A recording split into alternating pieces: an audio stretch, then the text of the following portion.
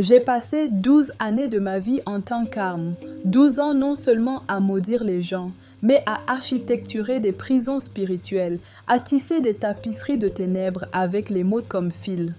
Pendant plus d'une décennie, j'ai prononcé des mots calculés de destruction, de maladie, de manque et d'asservissement sur des croyants, des gens bien, des gens de prière qui n'avaient absolument aucune idée qu'ils étaient pris pour cible depuis l'ombre. Je m'appelle Naya Wanjiru et j'étais une sorcière stratégique, une spécialiste dans le domaine à haut risque de la manipulation verbale et des malédictions parlées. Mon arsenal n'était pas dans les potions ou les charmes, mais dans la phonétique, l'intention et le levier spirituel sinistre d'une parole prononcée alignée sur l'enfer. Nous n'avions pas toujours besoin des effets théâtraux. Nous n'avions pas toujours besoin des rituels de pleine lune, des bougies noires faisant couler de la cire sur des visages photographiés ou des autels chargés d'artefacts de souffrance. Parfois, la magie la plus puissante était la plus simple, la plus insidieuse parce que si indétectable. Tout ce dont nous avions besoin était un nom prononcé avec une intention venimeuse, une photographie tenue avec une malice concentrée et les bons mots, les mots spécifiques prononcés à un moment spirituellement opportun, un instant où le voile entre les royaumes était fin comme du papier de soie et où ma voix pouvait pénétrer dans le tribunal du deuxième ciel. Je suis devenue une connaisseuse de la souffrance. J'ai observé des chrétiens fidèles et imparfaits souffrir sous mes malédictions pendant des années. Ils luttaient contre des maladies inexplicables qui déroutaient les médecins. Ils faisaient face à une ruine financière qui les suivait d'emploi en emploi. Leurs relations se brisaient comme du verre sous la pression. Une anxiété profonde, inébranlable, devenait leur compagne constante. Ils priaient, jeûnaient, imploraient Dieu, sans jamais savoir qu'un professionnel payé avait prononcé une obscurité légale contraignante sur leur vie, autorisant un harcèlement démoniaque. Mais voici l'ironie divine qui a brisé mon monde, le secret saint qui a démantelé toute mon opération. Il y avait 5 déclarations, 5 phrases fondatrices enracinées non pas dans l'optimisme humain, mais dans la vérité éternelle, scellée par le sang des Écritures, qui pouvaient briser chaque malédiction que j'avais jamais façonnée. 5 simples proclamations qui, lorsqu'elles étaient déclarées par un croyant, avec ne serait-ce qu'une foi authentique de la taille d'une graine de moutarde, agissaient comme une détonation nucléaire spirituelle, vaporisant chaque chaîne, chaque flèche, chaque filet avec lesquels j'essayais de les lier. Peu importait la complexité de mes sortilèges. Peu importait combien un client me payait, et certains payaient des sommes à 5 chiffres pour un résultat garanti. Peu importait combien de principautés ou de puissances j'avais invoquées pour faire appliquer le décret. Ces 5 déclarations portaient une autorité légale supérieure, une préséance cosmique que mes arts sombres ne pouvaient contester. Et chaque fois qu'un croyant tombait sur cette vérité et commençait à la prononcer, je sentais un morceau de mon propre pouvoir s'effriter en poussière. Ce soir, je vais vous dire quelles sont ces 5 déclarations.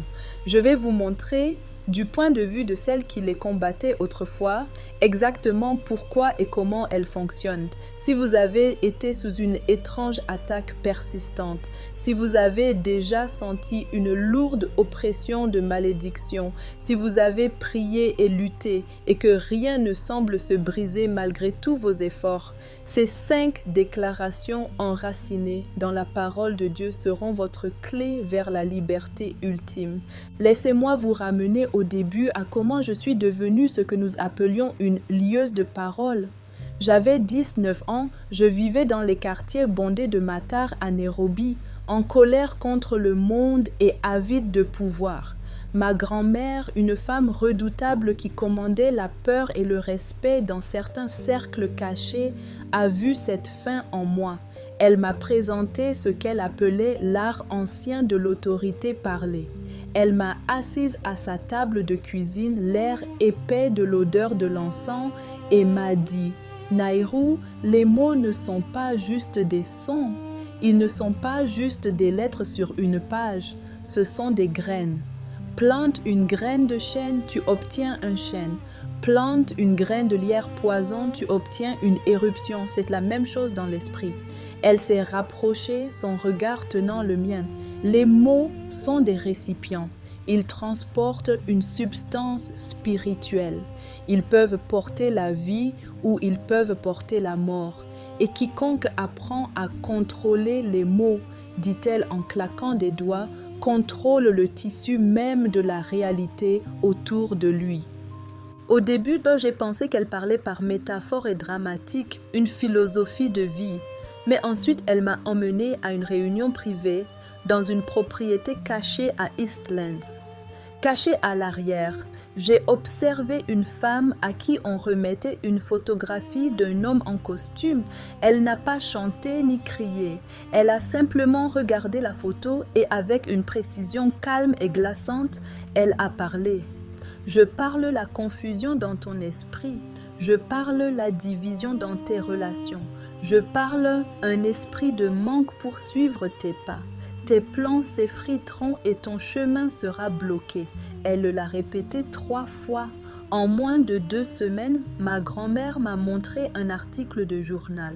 Cet homme, un politicien local, avait été hospitalisé après une soudaine et grave crise mentale. Les médecins ont parlé d'un épisode psychotique d'apparition soudaine. Ils n'ont trouvé aucune cause physique. Ce fut le jour où ma philosophie est morte et où mon éducation mortelle a commencé. J'ai réalisé que les mots pouvaient être transformés en armes.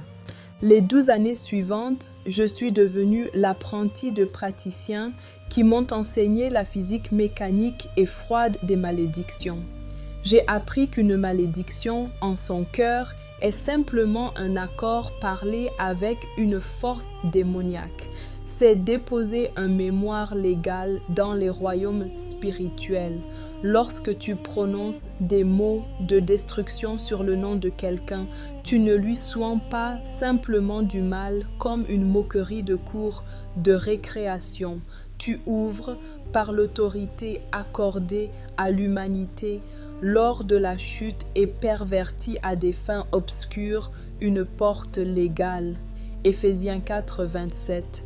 Jacques 3,6 avertit que la langue peut enflammer tout le cours de la vie et est elle-même enflammée par l'AGN pour les démons, pour entrer et exécuter ce mal spécifique. La parole prononcée crée une autorisation spirituelle. C'est un contrat. Et une fois que le contrat est parlé et signé avec une intention malveillante, des entités démoniaques se mettent en mouvement pour en exécuter les termes. J'ai étudié les schémas de souffrance dans la Bible, les conséquences de la désobéissance, souvent formulées comme des malédictions dans Deutéronome 28, 15 à 68. Et j'ai appris à imiter ce langage pour créer des versions modernes et personnalisées de ces terreurs anciennes. Je suis devenue une spécialiste, une chirurgienne spirituelle de la souffrance. Je façonnais des malédictions avec des protocoles de ciblage spécifiques. Les malédictions financières impliquaient des phrases de blocage, d'inversion et de fuite. Toute source de revenus se tarira. Tout contrat se dissoudra. L'argent fuira de tes mains comme l'eau. Les malédictions de santé se concentraient sur la faiblesse, la décadence et les erreurs de diagnostic. Je parle un esprit d'infirmité sur ton corps. Tes os te feront mal. Ton sang sera corrompu. La guérison s'enfuira loin de toi. Les malédictions relationnelles semaient la discorde, la suspicion et la trahison. Là où il y avait de l'amour, qu'il y ait de la discorde. Là où il y avait de la confiance, qu'il y ait de la jalousie. Que toute alliance d'amitié soit brisée. Les malédictions mentales attaquaient la paix de l'esprit, apportant anxiété, dépression et confusion. Tu ne connaîtras aucune paix. Ton esprit sera une prison de tourments. Tes pensées seront un essaim de sauterelles consumant ta joie. Chaque malédiction nécessitait une formulation différente, un timing différent, souvent aligné sur les éclipses, les solstices ou des heures planétaires spécifiques, et un soutien spirituel différent, invoquant des rangs spécifiques de démons pour l'appliquer. Mais le mécanisme était toujours le même. Une fois prononcée, la malédiction restait active. Une chose vivante et pulsante dans l'esprit, jusqu'à ce que quelque chose de plus grande autorité la brise. Ma clientèle était un témoignage de la dépravité humaine. J'étais engagée par des collègues jaloux qui ne supportaient pas la faveur d'un confrère, par d'anciens conjoints aigris qui voulaient que leur ex-partenaire ne retrouve jamais le bonheur, par des membres de famille envieux bouillonnant à cause d'un héritage ou du succès d'un frère ou d'une sœur, par des rivaux commerciaux concurrentiels prêts à tout pour remporter un contrat, des gens de tous horizons portant de beaux costumes et des sourires polis me payaient pour ruiner les autres. Et je le faisais sans un frémissement de remords. J'étais le fantôme dans la machine, la cause invisible de leurs effets visibles. Je prenais le nom de la cible, parfois une mèche de cheveux ou un objet personnel procuré par le client, et je prononçais mes malédictions façonnées pendant ces fenêtres spirituelles. Certaines malédictions étaient comme des tirs de sniper immédiats et dévastateurs. D'autres étaient des brûlures lentes, conçues pour se manifester sur des mois ou des années, comme un cancer spirituel, pour que la cible croie que c'était simplement de la malchance ou sa propre faute. J'ai vu un diacre perdre son église après avoir maudit sa réputation avec des chuchotements de scandale. J'ai vu une femme gentille perdre son kiosque prospère, ses stocks échouant inexplicablement, ses clients fidèles se retournant soudainement contre elle. Tout cela parce qu'un concurrent du marché d'à côté m'avait payé. J'ai vu un mariage solide de 20 ans imploser sous une malédiction d'infidélité et de ressentiment. J'ai parlé à la demande d'un beau-frère ou d'une belle-sœur solitaire et rancunier. J'ai vu un jeune pasteur vibrant devenir faible et chroniquement malade, son ministère mis sur la touche. Ils priaient tous, ils cherchaient tous Dieu, mais ils menaient un combat dans le noir, inconscients de l'affaire légale déposée contre eux dans un tribunal dont ils ignoraient l'existence. Mais alors, j'ai commencé à rencontrer une résistance que je ne pouvais expliquer. Un pouvoir qui faisait trembler les démons avec lesquels je collaborais. Il était centré sur 5 déclarations simples. Ce n'étaient pas des prières élaborées, c'étaient des affirmations de faits enracinées dans la Bible et elles me terrifiaient. 1. Le sang de Jésus. 3 mots. Dans mon monde, c'était ça, l'annulateur ultime. Dans mes années de sorcière, j'ai maudit des centaines de personnes avec succès, mais il y avait quelques personnes éparses, peut-être 1 sur 50, qui étaient comme des forteresses spirituelles. Chaque fois que j'essayais de lancer une malédiction contre elles, c'était comme jeter un verre d'eau sur un brasier ardent.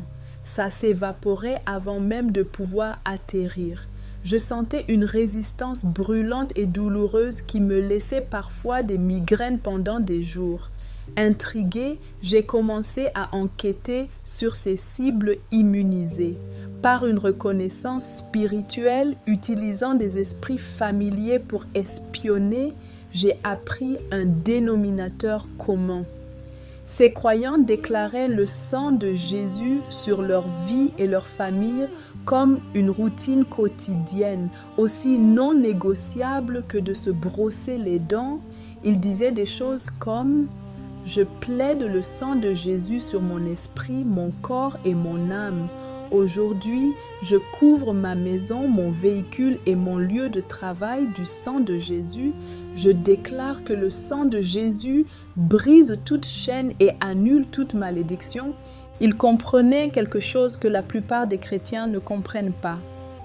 Le sang n'est pas juste un symbole d'un pardon passé. C'est une réalité légale actuelle et active. L'exemple le plus frappant était une femme nommée Sœur Béatrice à Kiambu. Elle travaillait dans un cabinet d'avocats.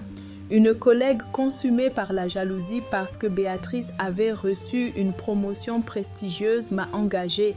Les honoraires étaient substantiels. J'ai conçu une malédiction précise de rétrogradation et de disgrâce. Je parle la confusion dans vos dossiers juridiques. Je fais que votre compétence soit cachée.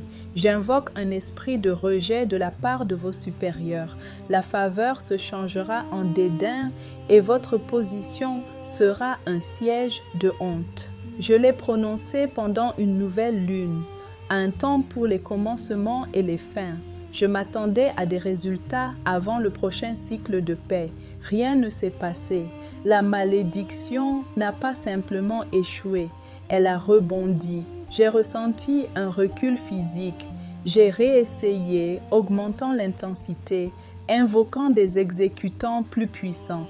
Un second rebond, cette fois avec une vague de nausées qui m'a frappé. Une troisième tentative pendant un alignement planétaire puissant a résulté en un contre-coup spirituel si violent que la bougie de mon autel a explosé. Frustré et alarmé, j'ai exigé des réponses d'un esprit familier que je consultais souvent. Sa réponse était empreinte d'une peur que je n'avais jamais entendue venant d'une telle entité auparavant. Elle est scellée. Elle est couverte, nous ne pouvons pas approcher. Le sang la marque, c'est une barrière que nous ne pouvons traverser.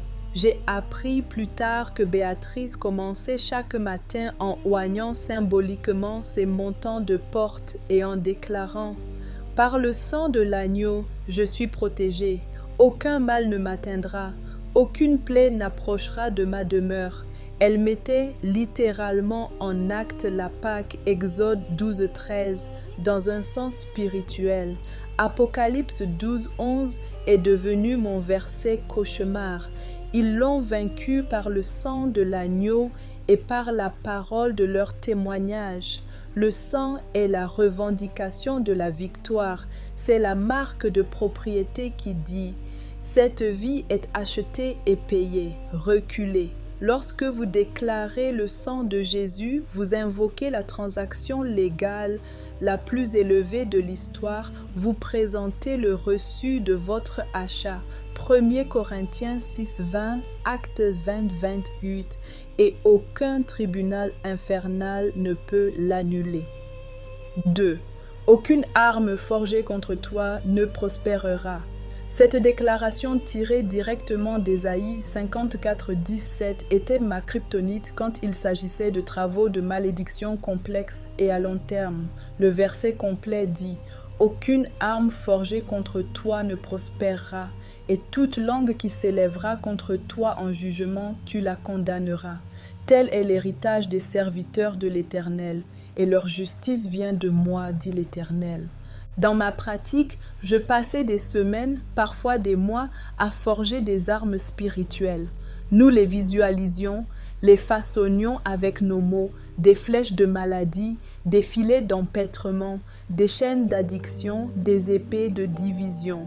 Nous les lancions, puis les alimentions continuellement avec une malice renouvelée. J'ai été engagé pour détruire un pasteur à Nakuru. Un ancien membre mécontent, offensé par un sermon sur la repentance, m'a payé pour que son ministère s'effondre. Ce n'était pas une malédiction unique, c'était une campagne.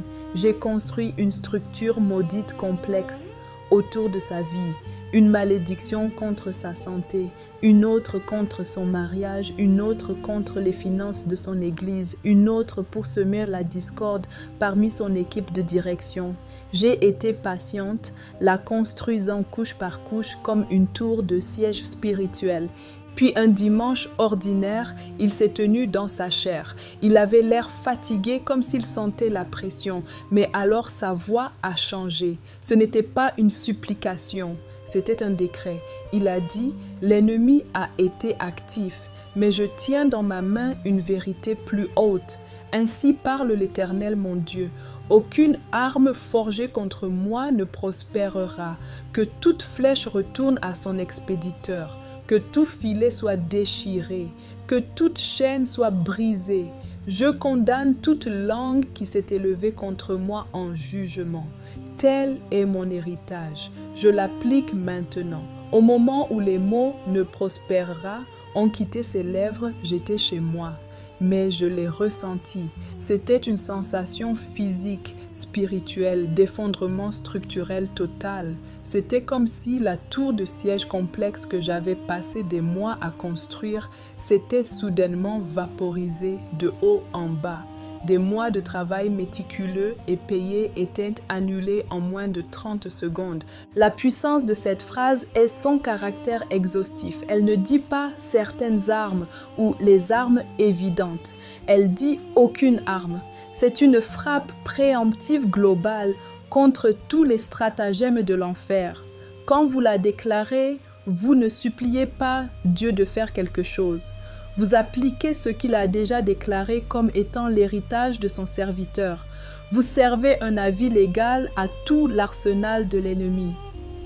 Troisième, je suis racheté et. Cette phrase combine la puissance du sang avec le concept légal de la rédemption. Racheter signifie racheter du marché, récupérer la propriété en payant un prix.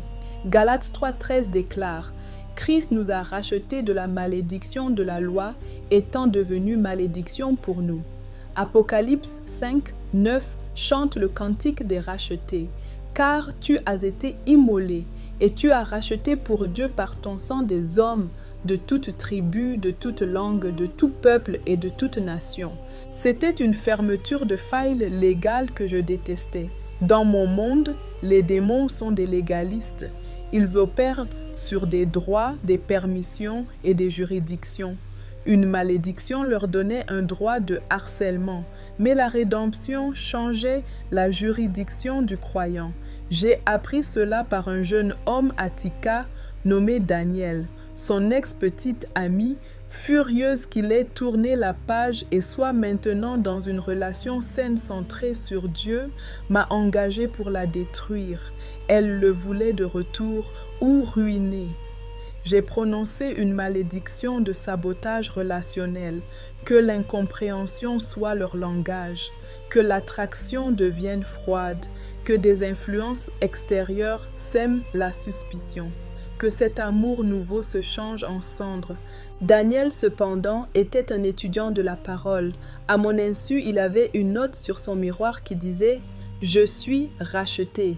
Il le déclarait quotidiennement. Je suis racheté de la malédiction des relations brisées. Je suis racheté du pouvoir du passé. J'ai été acheté à un prix, le sang précieux du Christ, et j'appartiens à un nouveau royaume. Par conséquent, aucune malédiction de mon passé n'a de droit sur mon présent. J'ai renouvelé la malédiction chaque semaine. J'ai essayé différents angles, attaquant sa paix, sa confiance. Rien n'a collé. C'était comme essayer de déposer une plainte contre quelqu'un en France en utilisant le droit américain. Vous n'avez pas la juridiction. Voir Daniel prospérer alors que ma malédiction s'évanouissait m'a enseigné que la rédemption n'est pas une métaphore. C'est un transfert légal de citoyenneté. Colossiens 1 verset 13 à 14.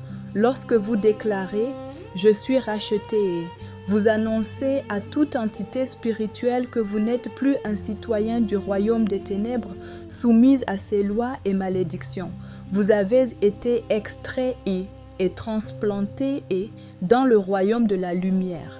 Les lois de l'ancien royaume, y compris les malédictions, n'ont aucune valeur légale là où vous résidez maintenant. Quatrième, celui qui est en moi est plus grand. Cette déclaration de 1 Jean 4,4 était celle qui glaçait mon sang parce qu'elle ne se contentait pas de défendre, elle contre-attaquait. C'était la phrase qui retournait mes propres malédictions contre moi et mes clients. Le contexte complet et puissant. Vous, petits enfants, vous êtes de Dieu et vous les avez vaincus parce que celui qui est en vous est plus grand que celui qui est dans le monde. J'ai pris pour cible une intercessrice puissante à Kisumu nommée Sœur Caroline, un membre de sa famille qui détestait sa foi fervente et les changements positifs qu'elle lui apportait m'a engagé pour la faire taire. Je devais attaquer sa santé pour drainer son énergie, attaquer ses finances pour causer du stress et attaquer sa paix pour que ses prières semblent vides. J'ai conçu une malédiction à triple couche et l'ai prononcée avec grande confiance. Sœur Caroline, cependant, commençait ses journées par une déclaration à haute voix dans son placard de prière. Plus grand est celui qui est en moi, le Saint-Esprit, l'Esprit du Christ ressuscité, que toute maladie, toute pauvreté, toute anxiété, tout démon, toute sorcière, toute malédiction dans ce monde. Par conséquent, je suis intouchable. Le plus grand en moi garantit ma victoire. Ce qui s'est passé ensuite fut un désastre pour moi. La malédiction de santé que je lui ai envoyée a fait boomerang. En quelques jours, j'étais clouée au lit par une grippe débilitante. La malédiction financière s'est inversée. Un client majeur a annulé abruptement un contrat de retenue. Et mes propres revenus ont subi un coup. La malédiction de paix s'est inversée. J'ai été remplie d'une anxiété oppressante et claustrophobique que je n'ai pas pu secouer pendant des semaines. Sœur Caroline, quant à elle, rapportait percée après percée dans son groupe de prière. Cette déclaration est le mouvement de puissance ultime. Elle déplace le focus de la malédiction vers le champion qui habite en vous. Lorsque vous déclarez ceci, vous ne vous vantez pas de votre propre force. Vous énoncez le fait cosmique objectif que le Créateur de l'univers, le vainqueur du péché et de la mort, vit en vous. Colossiens 1,27. Vous n'êtes pas juste une cible, vous êtes un temple abritant le commandant en chef des armées du ciel. 1 Corinthiens 6,19. Les démons ne vous combattent pas seulement eux, ils le confrontent, lui, à travers vous. Et ils ont déjà perdu contre lui. Cette déclaration active une loi spirituelle d'inversion, retournant les stratagèmes de l'ennemi contre leur propre tête. 5. Il est écrit, 2 mots, juste 2 mots. Pourtant, ce sont les mots mêmes que Jésus, la parole faite chair, a utilisés pour démanteler les tentations directes de Satan dans le désert.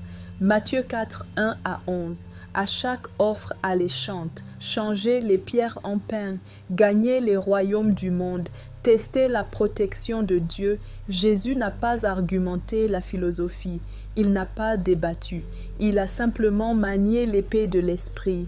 Éphésiens 6, 17. Il est écrit, suivi d'une écriture précise.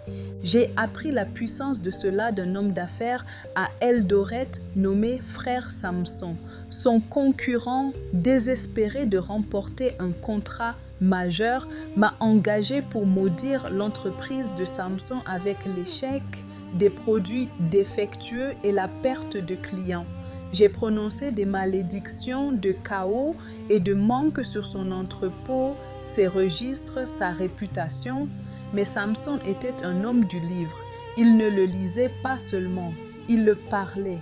Chaque matin dans son entrepôt, il marchait et déclarait « Il est écrit, l'Éternel ordonnera à la bénédiction d'être avec toi dans tes greniers et dans toutes tes entreprises. » Deutéronome 28, 8. Il est écrit, tu seras béni à ton arrivée et béni à ton départ.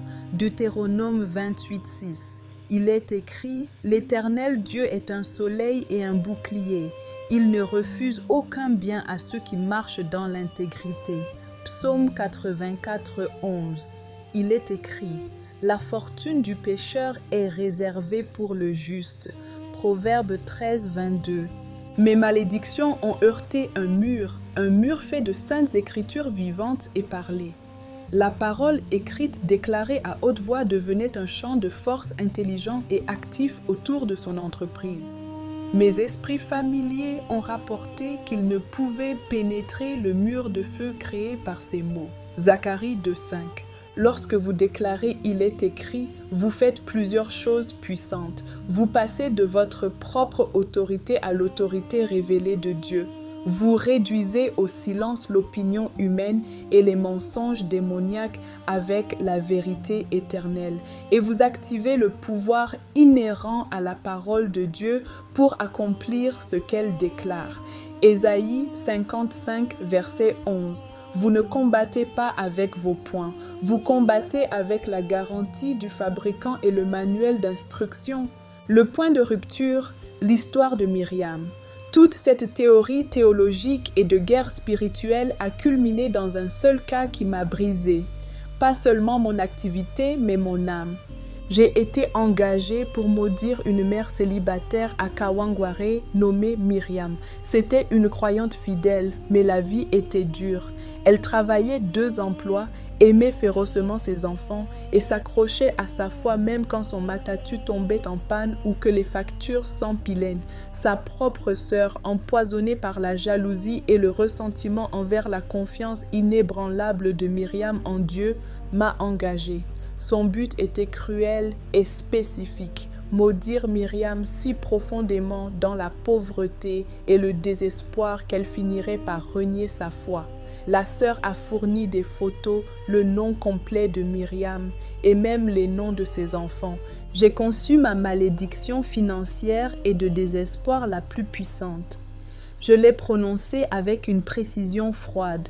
Je parle un esprit de dévoration sur tes finances. J'ordonne à toute source de se tarir comme un ruisseau du désert. J'invoque des dettes et des pertes inattendues. Je déclare qu'un esprit de désespoir s'installera sur ta maison. Dans les 30 jours, tu seras dans la misère et ta foi ne sera qu'un écho creux. Pendant les premières semaines, cela semblait fonctionner. Les heures de Myriam ont été réduites à un de ses emplois. Sa voiture a nécessité une réparation majeure. Un chèque s'est perdu dans la poste. La pression montait, mais Myriam ne connaissait rien aux malédictions ou à la guerre spirituelle dans un sens tactique. Elle savait juste qu'elle avait besoin de Dieu comme jamais auparavant. Alors, elle a fait ce qu'elle savait faire. Elle s'est mise à genoux dans son petit salon et a commencé à combattre avec les seules armes qu'elle avait, les déclarations de sa foi. Elle a commencé une nouvelle routine. Chaque matin, avant de réveiller ses enfants, elle se tenait debout et parlait d'une voix qui passait d'un chuchotement à un décret ferme. Je couvre moi-même mes enfants, ma maison, ma voiture et mes revenus du sang de Jésus. Nous sommes scellés et protégés. Aucune arme forgée contre moi ne prospérera. Toute arme financière, toute arme de désespoir, je vous condamne maintenant au nom de Jésus. Plus grand est celui qui est en moi que tout esprit de manque dans le monde. Le Dieu qui pourvoit à tous mes besoins vit en moi. Il est écrit, « Mon Dieu pourvoira à tous vos besoins selon sa richesse avec gloire en Jésus-Christ. » Philippiens 4, 19. Il est écrit, « L'Éternel est mon berger, je ne manquerai de rien. » Psaume 23, verset 1. Il est écrit, « Je n'ai jamais vu le juste abandonné, ni sa postérité mendiant son pain. » Psaume 37, verset 25. Elle a fait cela chaque jour. Le 29e jour, j'étais dans mon appartement, préparant une autre session pour un client. Soudain, sans avertissement, une force invisible et violente m'a frappé à la poitrine.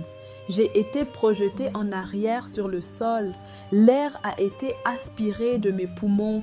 Je ne pouvais plus respirer. C'était comme si un poids énorme écrasait ma cage thoracique. Dans mon esprit, je pouvais entendre le son de verres qui se brisent et de chaînes qui se rompent.